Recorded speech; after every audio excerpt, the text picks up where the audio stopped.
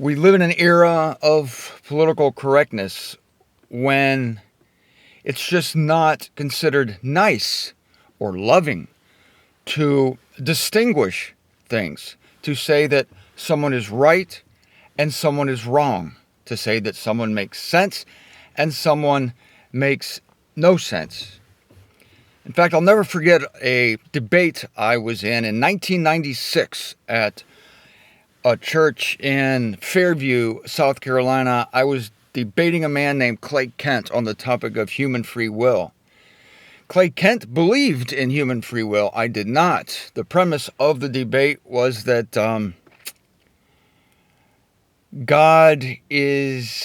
people can be independent of God, that humanity can be independent of God, because that, again, is the pure definition of free, is independence.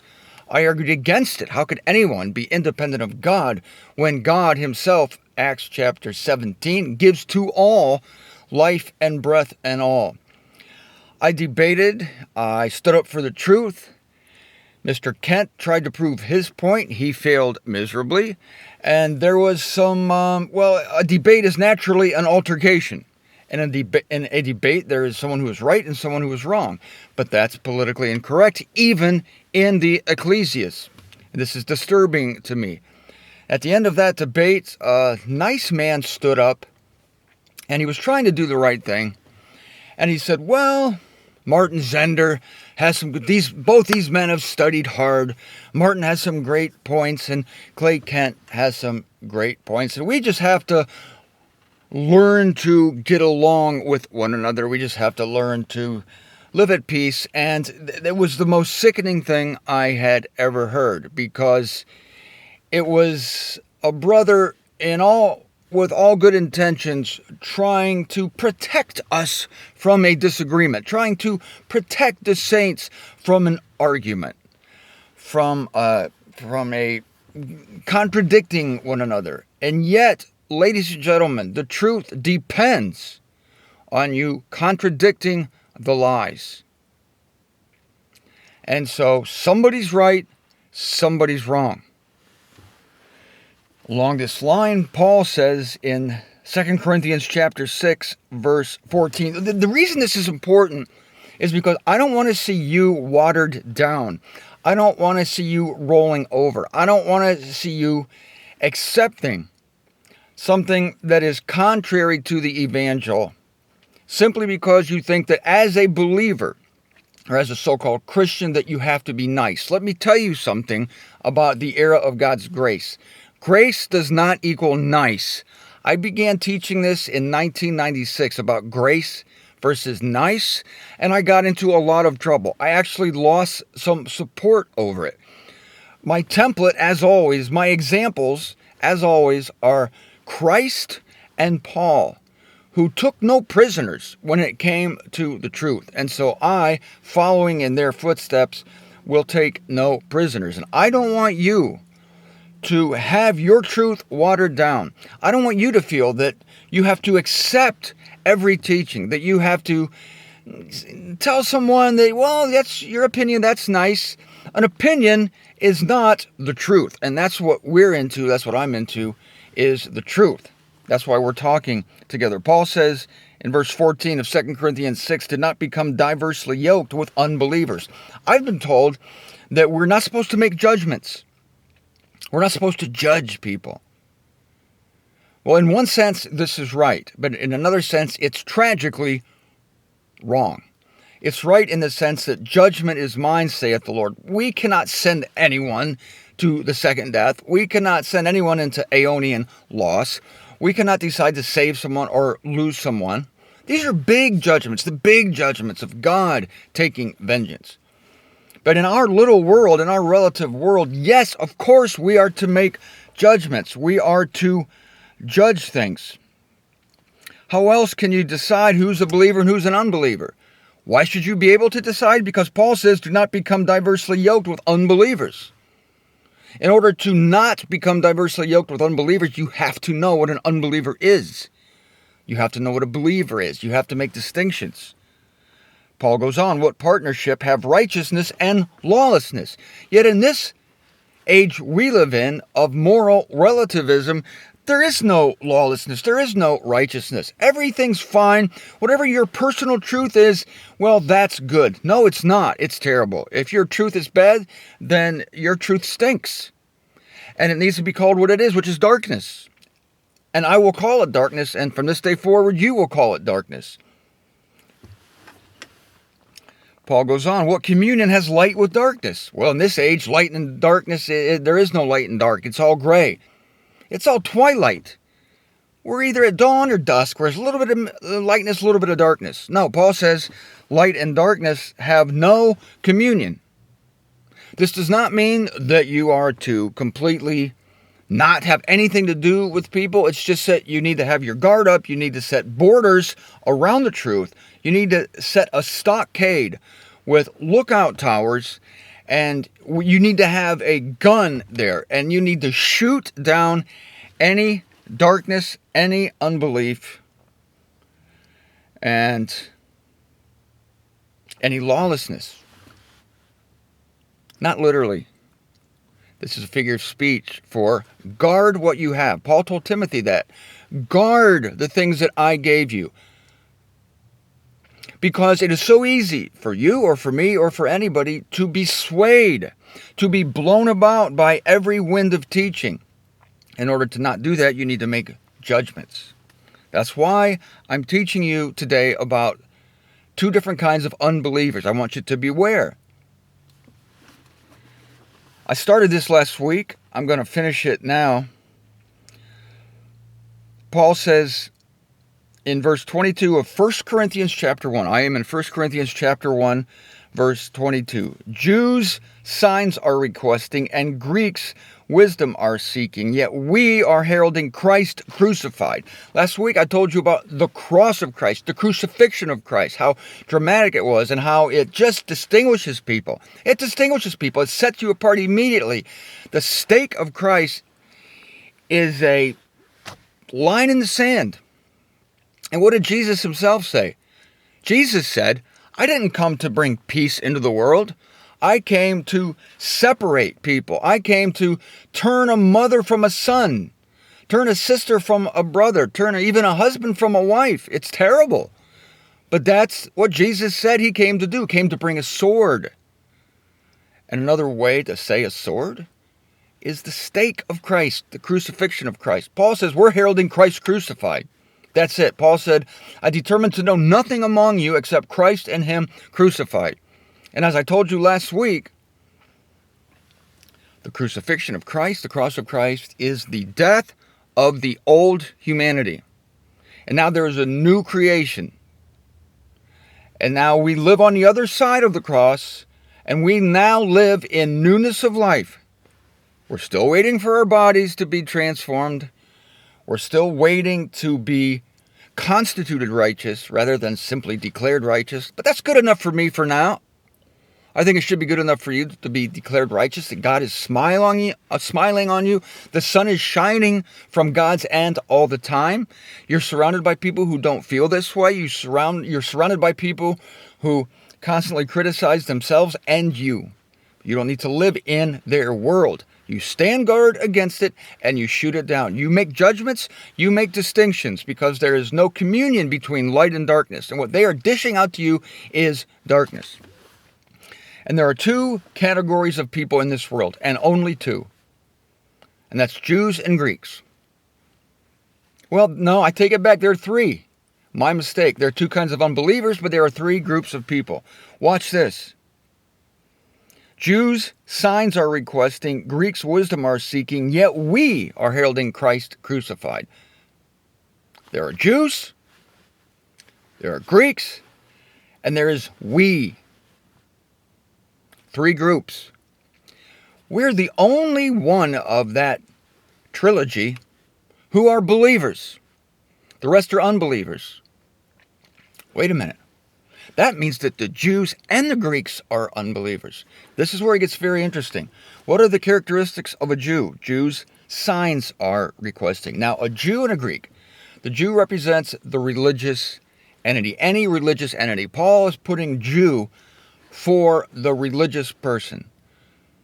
So you can tell anybody who's religious, whether they are Catholic and they have to go to Mass every day, or they're Baptist and they can't watch certain movies, or they can't watch porn, or they can't smoke cigarettes, they can't drink beer, or whether they're Pentecostals and they have to say praise Jesus every 5 seconds, or they're Methodists. What do Methodists do? I don't know. Whatever Methodists do. So many religions. They're all Jews. That's the category. Jews. The Jews. They're requesting a sign. They're looking for something. They're always looking for something tangible. Yet we are walking by faith, not perception. So Jews, signs are requesting. They're panting for physical, tangible manifestations of God in their life. This is very important for you, and it's important for me because sometimes we don't see manifestations in our life. Sometimes we wish that we were better people. Sometimes we wish that we behaved ourselves differently, that we could get over a bad habit, or that we could be kinder, we could control our anger, we could control our patience, and we're all waiting on the timing of God. God has done things with us. We are producing fruit, but just not at our pace. We're producing fruit at the pace of God, but we're the new creation. We don't worry about this. Jews do. And when I say Jew, remember, you can substitute whatever person is vexing the crap out of you. Substitute Baptist, Catholic, Methodist, Church of Christ, Church of God, First Baptist Church of Holy Trinity Grace, whatever it is, that's a Jew. Now, the other category is a Greek. Greek wisdom are seeking. So the Greeks are the people who think they're smart. They think that this religious stuff is silly.